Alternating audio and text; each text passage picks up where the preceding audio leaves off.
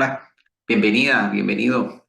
Estamos en el módulo número 8, relacionado con las técnicas para el control y el cese del estrés en nuestro organismo. Técnica supremamente importante a la que hemos decidido llamarle la píldora en el manejo del estrés, la píldora para la erradicación. Y está fundamentada en que, de alguna forma, cambie la perspectiva de aprendizaje y cambie la forma en que hemos venido haciendo las cosas de una manera muy sencilla. Es decir, que el cambio es supremamente simple, pero a su vez es supremamente arriesgado y a su vez es supremamente benéfico para, sobre todo para aquellas personas que pudiesen estar enfermitas o que desean un proceso evolutivo desde el punto de vista espiritual, para aquellos que anhelen la paz, aquellos que quieran sumergirse en este océano de amor y de sabiduría que nos trae oriente a nuestros corazones. Entonces, sin más vueltas al asunto, vamos a pasar a compartir pantalla para que vamos a revisar esta técnica, para que revisemos cómo es que ha venido funcionando ese órgano tan importante que llamamos mente en este proceso que es el arte de sanar de nuestro módulo número 8. Para empezar, es supremamente importante que tengamos en cuenta que en los procesos de aprendizaje se diferencian dos elementos supremamente exquisitos y supremamente importantes. Uno es el objeto que vamos a observar, es decir, la forma a la que vamos a llamar objeto de ahora en adelante, y otro es el elemento perceptor. Y el elemento perceptor, entonces a ese le vamos a llamar el sujeto. Vamos a ver entonces qué nos trae uno y qué nos trae otro. La forma es aquel elemento, vamos a coger esto que tengo por aquí, este vaso, por ejemplo, es una forma y esa forma tiene unas cualidades, color, una textura, cosas que yo puedo ir evaluando, y a este elemento, que en este caso es de aprendizaje, a esto le vamos a llamar la forma o el objeto de observación, con todas sus cualidades que tiene, con sus diferentes cualidades físicas y las percibibles químicas. Cualidades, por ejemplo, como podría yo percibir la temperatura si lo toco, podría percibir entonces su textura, su rugosidad, podría percibir entonces su forma, su tamaño, todas esas variables que son características de uno u otro objeto y que de alguna forma marcan como una diferenciación entre los diferentes objetos. El otro elemento importante cuando estamos en un proceso de aprendizaje es el sujeto o perceptor. Si yo soy el observador de ese vaso, entonces yo seré el sujeto. Tú que me estás escuchando a mí, entonces tú serás el sujeto. Eres el sujeto, elemento perceptor, el que está percibiendo en este proceso de aprendizaje. Y ese sujeto perceptor, nosotros podríamos ubicarnos como sujetos perceptores. Lo estoy hablando un poquito así como a nivel vulgar, porque somos mucho más que un sujeto. Entonces, ese elemento a observar y ese sujeto o elemento perceptor tiene unos indrillas, tiene unos órganos de percepción. Esos órganos de percepción, pues son nuestros órganos de los sentidos. Es decir, que son aquellos órganos que nos van a comunicar con la frontera que nos separa del objeto de donde estamos aprendiendo. Luego, entonces, a través de ellos va a ingresar los diferentes tipos de información que provienen de ese objeto. Formas que pueden ser bajo frecuencias, pueden emitir colores los objetos y los integraremos a nosotros. por el sentido de la vista, los sonidos, los sabores, a través del tacto, entonces todas las características tangibles que se puedan tocar mejor, a través de los aromas. Es decir, que esos órganos de los sentidos son supremamente importantes en ese proceso de percepción, en ese proceso de aprendizaje. Y casi que a través de la estimulación de ellos fue que nos enseñaron en los procesos educativos, llámese de los procesos cuando estábamos muy chiquiticos, en los niveles de párvulos, en guardería, en todos esos procesos de estimulación, luego en la primaria. Generalmente fue a través de la información que nos llega a través de esos órganos de percepción. El otro elemento supremamente importante aquí dentro del sujeto es la mente, que es como el elemento integrador de toda esa información. Es decir, en la mente entonces se iban alojando los conceptos, las formas, las texturas, las cualidades, pero a su vez muchas otras cosas. En tu mente también está hasta el cómo te llamas, hasta tu cédula, hasta tu número de celular, hasta tu nacionalidad.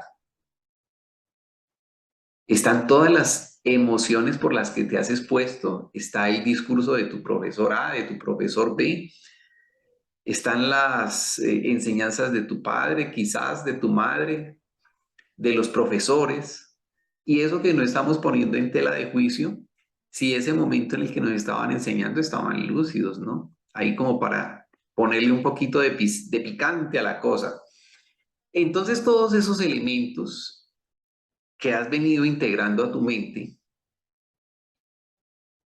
que has venido aprendiendo, hacen parte como de tu base de datos. Y esa base de datos, con esa base de datos que tenemos a hoy, incluyendo lo que estamos aprendiendo en este momento, tal vez pase a formar parte de tu base de datos. Eh, Esa base de datos se vuelve como si fuera el software, como si fuera la matriz de información allí en los diferentes campos neurales, neurológicos, que están allí, como esa energía potencial disponible, con mucha información, como en un disco duro de un computador que pueden estar alojados diferentes programas y datos. Y cuando nosotros le alimentamos información, por ejemplo en un Excel, él va a esa base de datos, calcula con lo que se le programó y da una respuesta. Y en nosotros entonces, en nuestro día a día, seguimos percibiendo cosas y tal vez de una manera inconsciente, se da un proceso automático en el que se va y se contrasta, pero eso es en cuestión de nanosegundos, se contrasta con lo que hemos aprendido y la resultante de eso que observo con lo que tenemos en mente, entonces esa resultante validará o no aquello que estamos observando. ¿Qué es eso de validará o no? O sea, lo ratificará como, uy, chévere, bueno, rico, o como no, no es ni chévere ni es rico y no es de buen gusto, por ejemplo. O lo calificará como peligroso o como nocivo, o hasta estimulará el sistema inmunológico y le dirá, eso es peligroso para mí, eso es leche, será peligro, entonces esa información, con esa información o el resto de informaciones de lo que estamos procesando, entonces desde los elementos perceptivos estimulamos a las diferentes glándulas, a la hipófisis, a la pituitaria, todos los sistemas que tenemos y ellos entonces producirán las diferentes sustancias biológicas, bioquímicas, neurotransmisores y demás de acuerdo a la validación o no de eso que estamos percibiendo en la cotidianidad. De aquí surge una gran pregunta y es si los elementos que hemos incorporado en nosotros, que corresponden a la base de datos con la cual resolvemos nuestro momento presente, si es información basura, si es información obsoleta, porque tal vez la aprendimos y esa teoría que aprendimos era apropiada para esa época, pero hoy el mundo ha cambiado y si seguimos observando las cosas con esa misma teoría, esa teoría que está allí, como que eso es lo que sé, y observo las cosas, va, y esa teoría no me valida, entonces si no la valido no lo acepto, no acepto a quién, no acepto a la persona, o no acepto su discurso, o no acepto la tendencia, y con esa no aceptación entonces mi organismo genera sustancias biológicas que van a modificar las diferentes variables que tenemos en nuestro organismo. Ejemplo de esas variables, podría modificarse la presión arterial, podría modificarse la frecuencia respiratoria, la profundidad de la respiración. Y si yo estoy cambiando la frecuencia respiratoria, entonces, si estoy respirando más agitado, más rápido, pues mis órganos lo van a percibir, llega menos oxígeno al cerebro, tengo menos disponibilidad de pausa para recibir después de la inhalación los gases que debo de sacar, tóxicos, en la exhalación. Todo ese CO2 como resultado de ese intercambio gaseoso que ingresa oxígeno cuando inhalas, que inhalas la vida, y cuando exhalas, exhalas lo que ya no te es útil. Pero si todo eso es tan rápido, tan agitado, que no se da ese intercambio, si es tan agitado que requiere entonces para dar, digamos que satisfacción a esa sobreestimulación, el que el corazón deba de latir más rápido, y ahí estamos siendo generadores del inicio, posiblemente de un estrés, y solamente para mencionar una de tantas variantes que podrían estar sucediendo en el organismo. Entonces, esa base de datos es prudente quizás empezar a reconocerla, o a esa mente donde se albergan todos por diferentes agrupaciones, todos los diferentes conceptos que definen la mente. Voy a mencionar algunos, solo algunos. Allí vamos a encontrar entonces en la mente almacenado todo el proceso del yo, de qué me creo ser. De hecho, cuando uno se presenta, uno, no, yo soy químico, yo soy ingeniero, yo soy médico, yo soy colombiano, yo soy caleño, yo soy hombre, yo soy mujer. Empieza uno a definirse con una retahíla de cosas eh, que son como los títulos que ha obtenido y los aprendizajes que ha recibido. Y a veces uno dice, sí, yo soy químico y realmente, por lo menos en mi caso, yo estudié química, pero podría decir a ciencia abierta que no aprendí. Entonces, así son muchas cosas. O sea, se puede definir uno como un ser humano y uno dice, uy, pero me estaré comportando como un ser humano. Ese tipo de cosas, es decir, que en la mente se alojan muchas cosas, muchos conceptos, muchas creencias, muchos temores, y con eso estamos resolviendo. Con el intelecto que allí está, con los bancos de memoria que tenemos, incluyendo hasta bancos de memoria que vienen a nivel celular y que se han transmitido de generación en generación, con todos los temores, con todas las limitaciones que todo eso podría implicar. Entonces, a veces una persona podría no estar vivenciando con todo su potencial disponible, porque todas estas cosas que están en la mente podrían ser un obstáculo.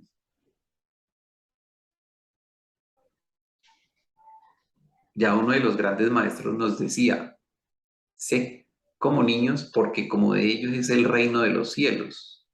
Esa es una parábola que encierra mucha información. Toquemos parte de ella, porque ¿qué característica hay en un niño? En un niño no hay todavía toda esa base de datos, no hay todo ese intelecto. Entonces, como no tiene muchos elementos almacenados, muchos elementos de juicio, todo lo que llega es nuevo, todo es novedoso, todo le maravilla. No estamos enredados en juicios, en validaciones, en reproches. Es simplemente la sorpresa permanente característica de un niño. Y Jesús nos dice, sed como niños. Es decir, como que no juzguemos tanto, no reprochemos tanto, no le metamos tanto intelecto. ¿Para qué? Para que no seamos prisioneros de nuestra propia mente, para que tengamos toda esa libertad. Y dice, ay, caramba, por eso desde aquí surgen entonces la necesidad, y la necesidad no lo llamemos necesidad.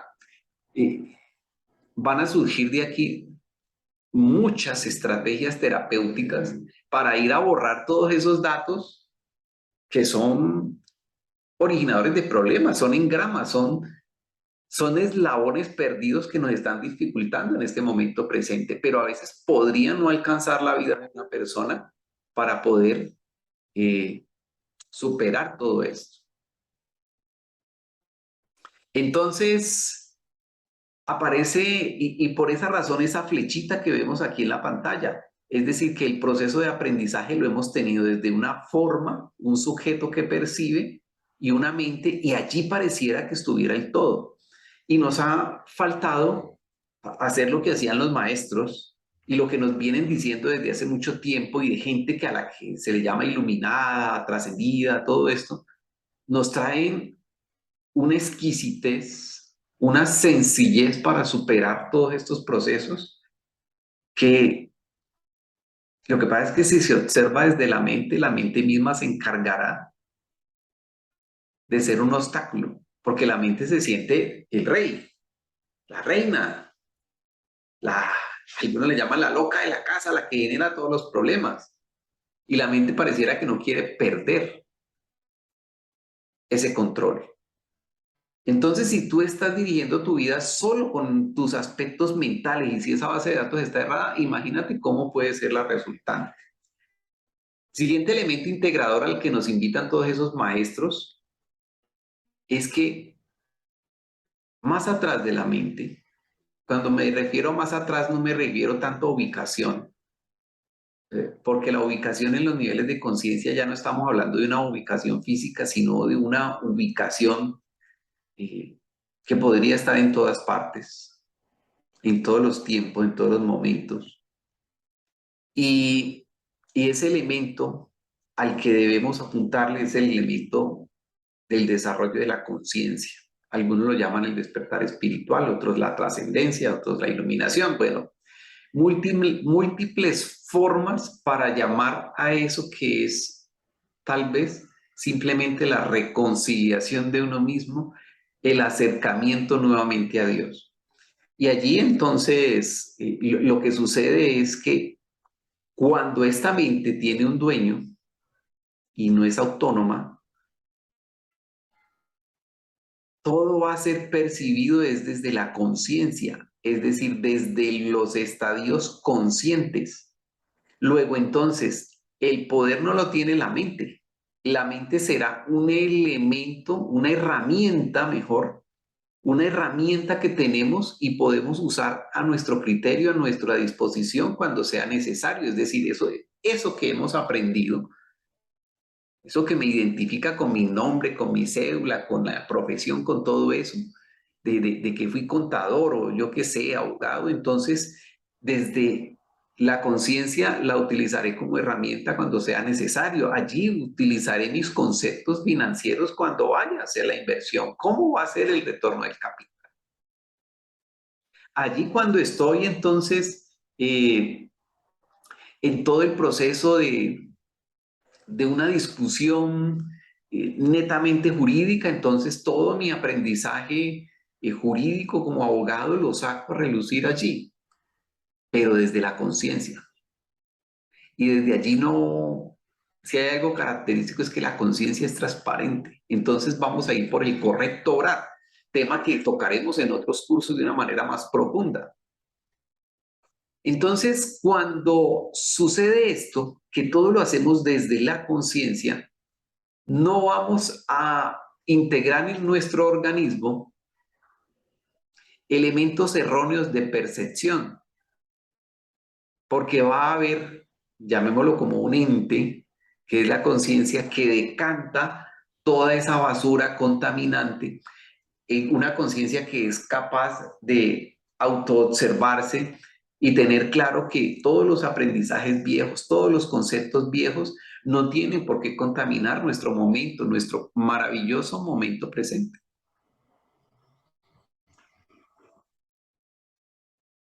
¿Cómo funciona la mente en un ejemplo? Tu ser amado, tu chica o tu chico con el que has venido años, todo venía bien hasta ayer, decidió partir hoy porque se enamoró por otra parte. Cuando solo estamos hasta aquí, hasta la mente, allí va a surgir de manera automática como una reactividad de no aceptación probablemente, o un drama tremendo. Vas a salir esa tusa, sin control de sí mismo y tal vez hasta muchas personas pueden enfermarse y tomar decisiones erróneas, como por ejemplo quitarle la vida a alguien o quitarse la vida a sí mismo.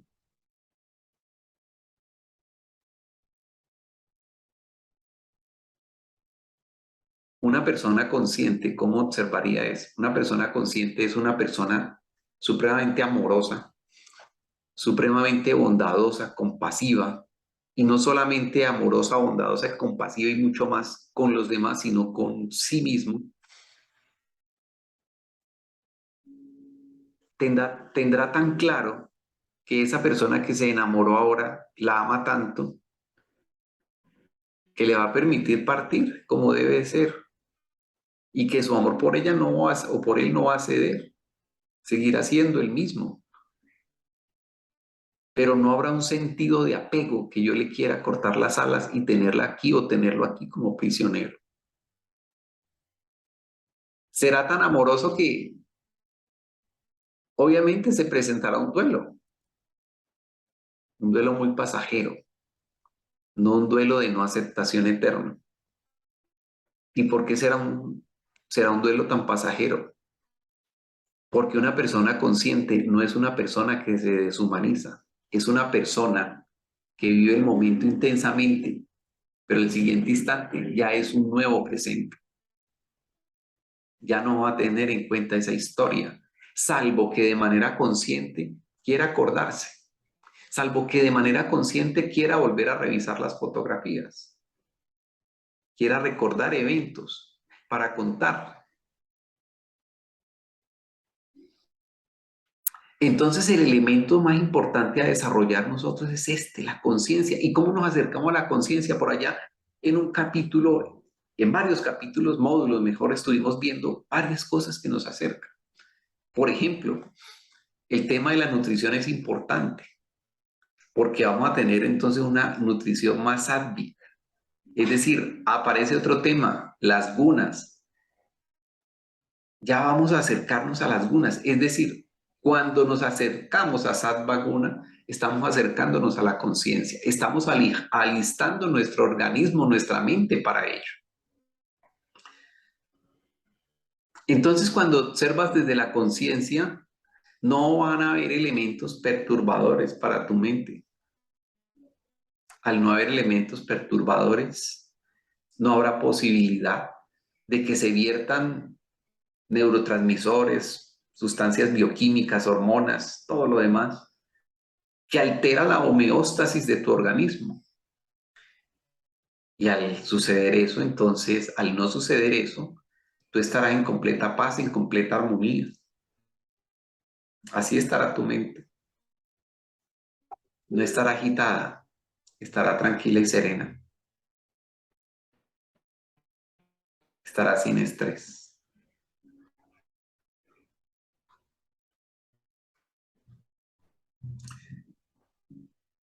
Que hay elementos que podemos hacer, sí, claro, muchos, muchos, muchos, y será muy extenso, los procesos muy extensos y van a depender de querer acercarnos a estos niveles, sí, son muchos los caminos. A través de otros cursos podemos avanzar mucho más, comprender mucho más, pero yo sé que con tu sabiduría también, con lo que has recibido hoy, tienes muchos elementos de partida para ser una mejor persona, para estar libre de estrés. La clave es estar libre de condicionamiento. Una enorme gratitud por haber participado en en este curso.